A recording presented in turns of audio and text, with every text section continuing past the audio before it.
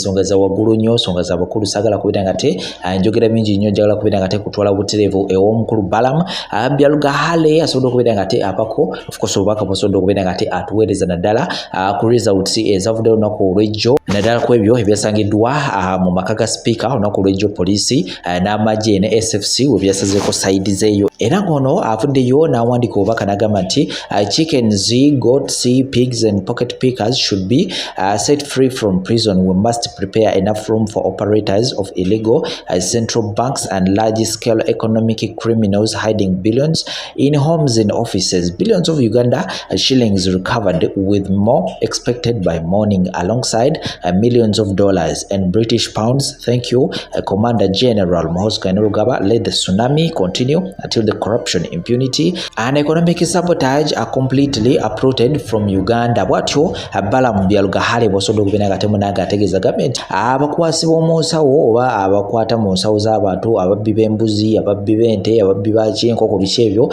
babire nga temu nage babata kubanga twetaaga room nnene olw'ensonga nti Uganda bagenda kubeera gate abagikirininga era nategeeza olunaku olw'ejjo okusinziira ku search eyasobola okubeera nga ate ebeerawo basobola okubeera nga ate barecoveringa billions of shillings oba sente eziri mu currency ya Uganda era nga tebakomyawo bafunye ne sente eziri mu currency y'eggwanga lya America ezimanyikiddwa nga US dollars era nga zino nazo zabadde mu millions era nga tebakomyawo bafunye ne sente endala ezabadde mu pound oba sente ze UK era nga nazo zabadde mu million. Kyolengera ku screen yaawo ezo simpapula z'amawulire bannange agumajja box ne box z'amajja era nga tweyongera okubeera nga tetuti abantu balina sente bannange. Abantu balina sente so njagala kubeera nga takutera obutambi buno twongera okubeera nga tetula of course biki biri mu kubeera nga tebigenda mu maaso side zeyo sako n'ensonga endala nyingi nnyo temuvaawo naguddemu ekidumosi nafunye dayoli ekiro kyonna nasuze nze saasuze na wange nze banesaagala drone sayakunteeka mu drone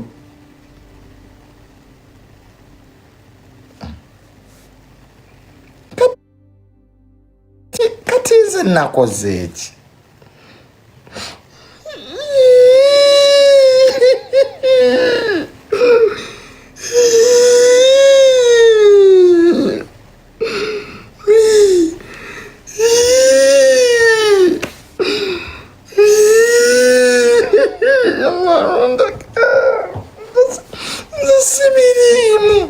Leta nawe nkaba onzijako essimu sibaye naawe okolera nammeeri oyagala bansibe nakatandika okukaaba ate ng'otwala essimu oba naye bakutumye okolere nammeeri sibaye oyagala kundaba luzira zisigana mu basement wamma kanziremu butonkaabe ono naawe oyingiridde okukaaba kwange naye katusooke tufune meeting eno eyabadde mu State House. Abakungu ab'ensonga mu ggwanga babadde mu kafubo maka goba president okubaka ensonga ez'essimba ze bakkaanyaako naddala ku nsonga z'obukulembeze. Buli omu afune waatuula, buli omu ali ku live eno funa wootuula, ayina kyali asooka okituuze wansi. Please get where to sit. Mwabaakajja buli ali ku live eno nga waakajja funa wootuula, abayimiridde mutuule tuwulirize ebyabadde mu State House mu meeting eyagobye speaker. So buli omu atudde ndabawo abakyayimiridde abanwa kyayi muteeke wansi abalina kye balya mu kiteeke wansi tweyongereyo eggwanga nga likoze mu kiro ekikisiza enkya yaliyo bannayuganda abasinga nga beebase abakungu ab'ensonga mu ggwanga babadde mu kafubo makagoba president okubaka ensonga ez'essimba ze bakkaanyaako naddala ku nsonga z'obukulembeze bwa paalamenti y'eggwanga newankubadde sitwakiriziddwa okubeera mu lukiiko luno twakitegedde nti lwetabiddwamu omukulembeze w'eggwanga mwenye Yoweri Kaguta Museveni eyaliko sipiika wa paalamenti ey'eggwanga Rebecca Alitwala Kadaga abadde sipiika wa paalamenti eyakavaako Anita Among akulira Episcopal Conference Bishop Anthony Ziwa akulira ekkanisa z'abapentekooti Moses Odong akulira ekitongole ki CMI kakugasi n'abakulu ab'ennono abalala kalondozi waffe eyabadde alumika emboozi eno yatugambye nti ekisenga omwabadde abakulu bano kyabadde kijjudde akasiriikiriro nga buli omu alinga asoma ebirowoozo bya munne amaaso nga betunulizaga kalyolyongo embeera bwe yabadde okutuusa omukulembeze w'eggwanga bwe yakubye oluggi n'ayingira mu kisenge kino mbu bano newankubadde babadde basuubira kutandikira ku bya bukulembeze ba paalimenti ensonga zatandise na ssaala okuva eri abasumba olwo emboozi n'eryokebwa amakerenda muntu waffe ono obwedde alengerera ewala atugambye nti pulezidenti yabadde mutwakaavu nnyo nga mpawo kimuleetera kumwenya wadde okulaga ekisa mu lukiiko luno Kadaga yasabiddwa okunnyonnyola engeri gye yaddukanyanga mu paalamenti y'eggwanga n'ensimbi entono ddala kyokka yatusomoledde ku mboozi eno teyasobodde kumanya lwaki mu bonna Kadaga yaleeteddwa okusomesa abalenzirukanya ya paalamenti bwera obujulizi bwaleeteddwa nga buli omu ku babadde mu lukiiko luno okwekukuutiriza ko n'okutinkiza n'abatali makambugu n'ekibiina ki NRM nga n'omu ku boogerako mulangira newankubadde situnawewa bituufu ebyabadde mu lukiiko luno twakitegedde nti ababaddemu basabiddwa okutandika okuyigirwa mubaka owa West Budama Central Jacob Oboth obuwagizi nti yabadda mu kifo kya sipiika kinaalanga gye mulengera waffe eyabadde akumidde eriiso ku luggi omwabadde olukiiko luno yatugambye nti wabaluseeko akavuvuŋŋano Amongo bwe yalumiriza Kadaga nti yamutulira ku kisaabo n'amulaga okumubuzaako emirembe olwabungeeta okukira ku musana mbone Kadaga teyamulinze kukakkana n'amubakira naye n'amulumiza nti ekamuli ku kyalo mbulamu tijawangaalira yatandika okuwulira ebikoona mu kiro n'akakasira ddala nti omukyalo no yamukwatira mu bigali n'amusindikira ebyokoola ebimubozezzaako ejja n'akakaawa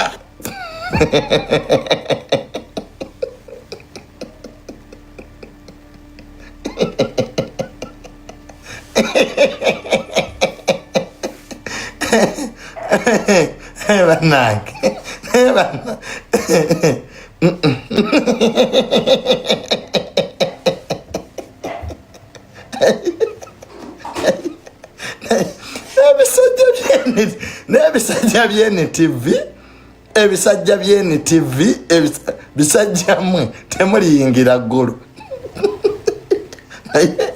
naye yakoze sitole eno wakoze sitole y'omwaka kwanna bwatuse neze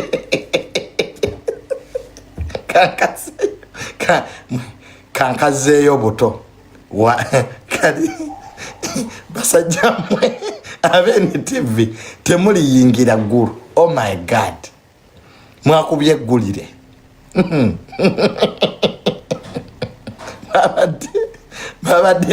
babadde beeroga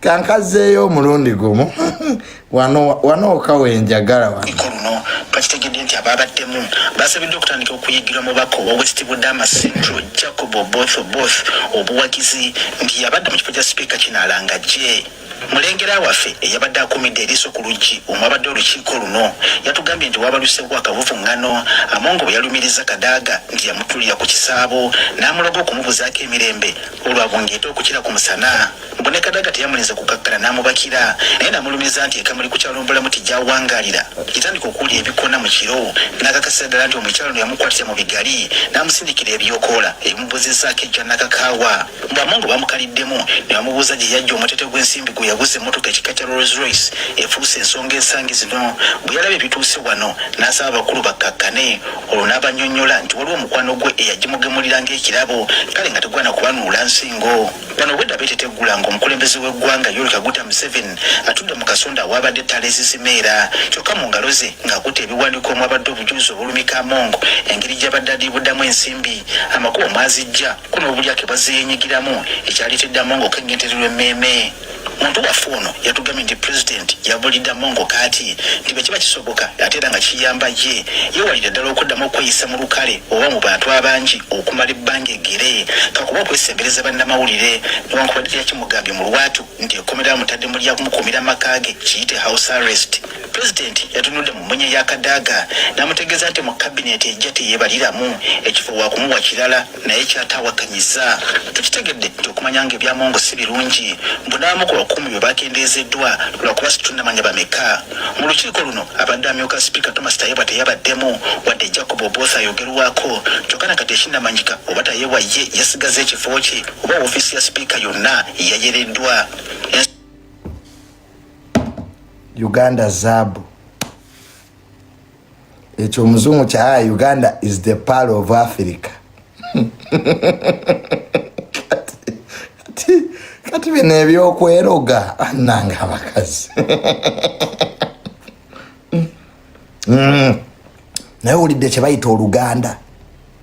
Munnamawulire w'NTV yakoze eggulire lino yeetaaga omudaali. Owulidde wasengeko oluganda olukati lwe bayita oluganda. President Museveni yabadde atudde ewali etaala ezizimeera. Oh my God. NTV temulira baggulu. Kati mwe mu byonna mu byabadde mu meeting mwafunyeemu byakweroga. Nze kyasinze okusesa nti maama Kadaga ku kyalo kyawangaalira Kamuli mbwe kiraawulira ebikoona. Mbolo nakakasiza ddala ti omukazi yamusindikira dde ebyokoola. Kati yaba yebase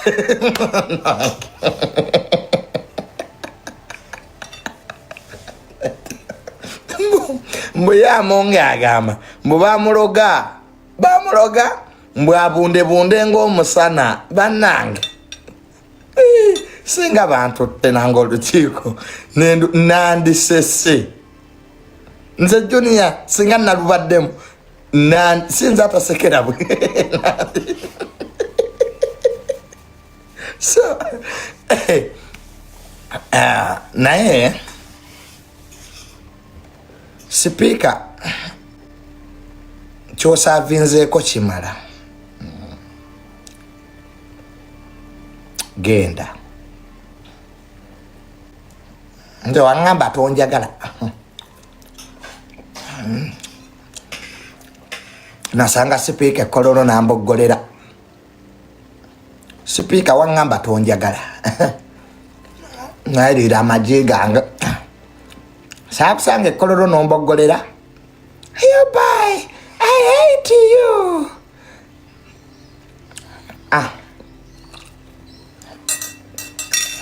Ali olowooza Parliament gwe wagisookamu anti ne babawo obugombe ne babawo abasirikale ne mulowooza Museveni mumumanyi nnyo. Bulijjo ndowooza Speaker olowooza Museveni omumanyi nnyo. Nga bulijjo yakwesiriikirira. Amaye President Museveni singa mumanyi kyaba abalowooleza. Ndowooza President Museveni ojjo waasirika olowooza omumanyi nnyo. Bulijjo yakumanyi. Abo bonna babadde nabo babadde bakuketta gwe boyita emikwano. Bonna babadde nabo babadde bakuketta gwe bootwala mu mayumba n'olaga ebisenge bya ssente.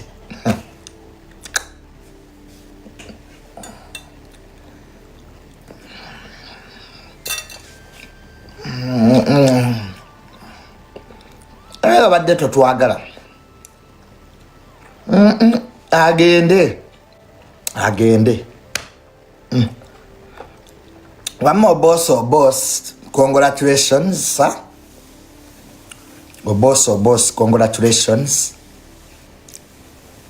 We are ready to work with you. Era kyetusaba boss kyobosooka okujjawo ku Parliament buli munnayuganda abeere ng'ajja accessinga. Okugenda ku Parliament sebo obadde weetaaga okkuba essimu.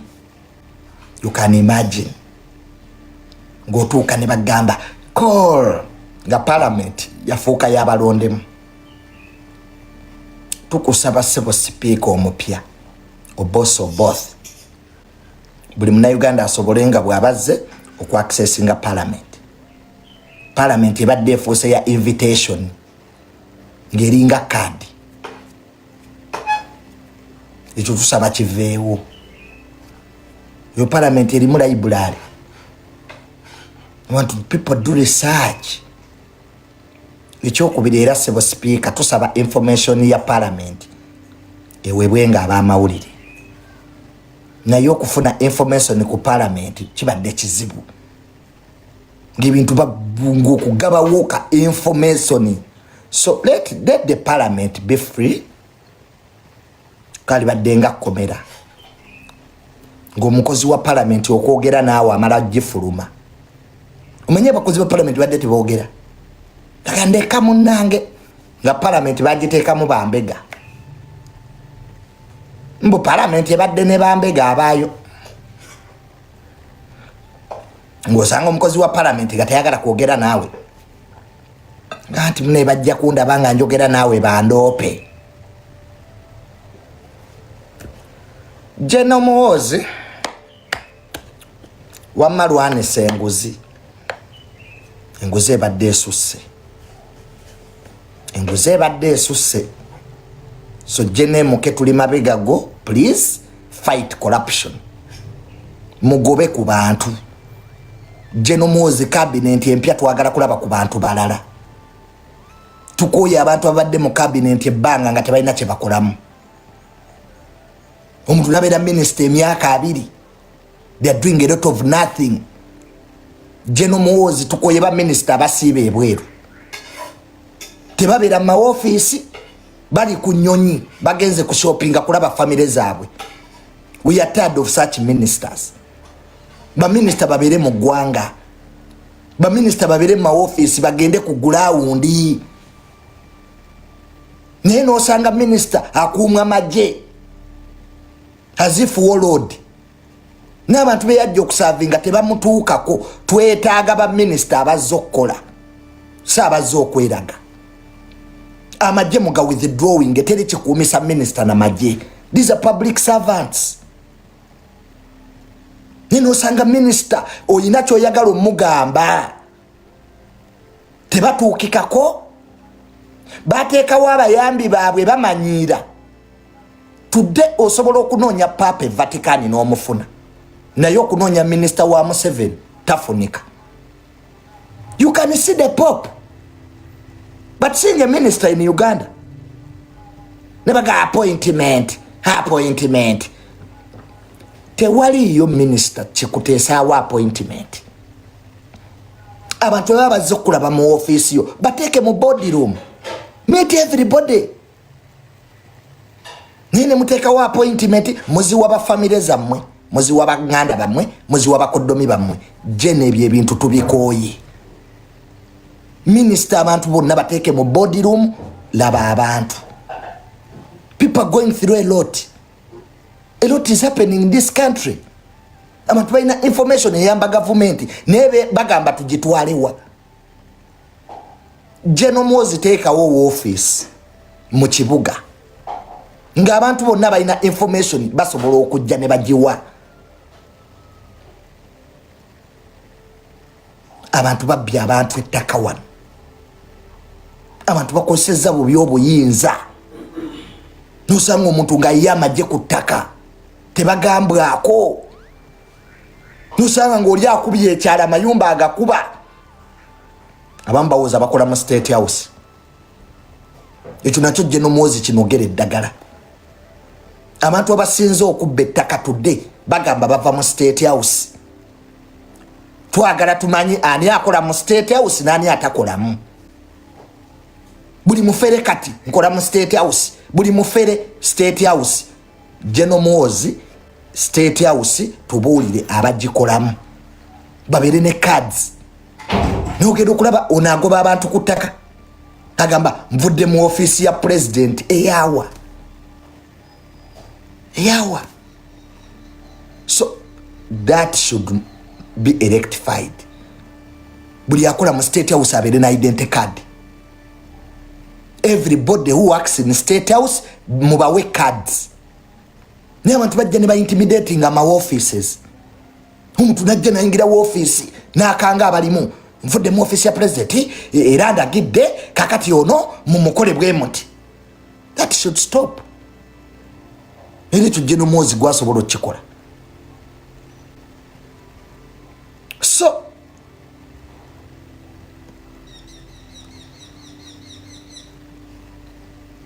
mukendeeza abakazi mu cabinet government ejjudde olugambo abakazi basusse obungi babeera mu ŋŋambo babeera mu kwerwanisa simanyi ono engoye zazigula wabye. Abalungi abatuwuliriza era abatulaba olunaku olwaleero tukyaddeko ewa Sheikh Ashraf Dembe. Sebo nsanyusa okubalaba. Amannya agange nze Sheikh Ashraf Dembe akola ku bizibu by'enjawulo. Omuntu singa aba alina ebirwadde musomereddwa tumuwa amazzi ga lukuya nga bw'obadde ogalaba tugenda abantu ku kyoto ne twokya emizimu emibi egibabaamu n'okulomba edduwa. Abantu singa abeera ng'ali wano atuuse sobola okumulombera edduwa ne waba atatuuse nga mpadde amannya ge naye ng'ali wala. Neetaase ennamba yange yeeno eri 07 01 76 37 11. Nammwe bannyinaffe abali ebweru oyagala okuba nti oyagala okulombera ku dduwa ng'olina ebizibu viza zibuze amaka gakolongotana sente zikola zimpita mu ngalo ojja kumpeereza ekifaananyi kyo n'amannya go ebyo byokka bijja kummala nja kukulombera edduwa ojja kutereera. Olunaku olusembayo mu mwezi mba n'edduwa eyawamu ffenna n'abalwadde bange abakadde n'abapya. Salaamu alaikum warahmatullahi wabarakatuh.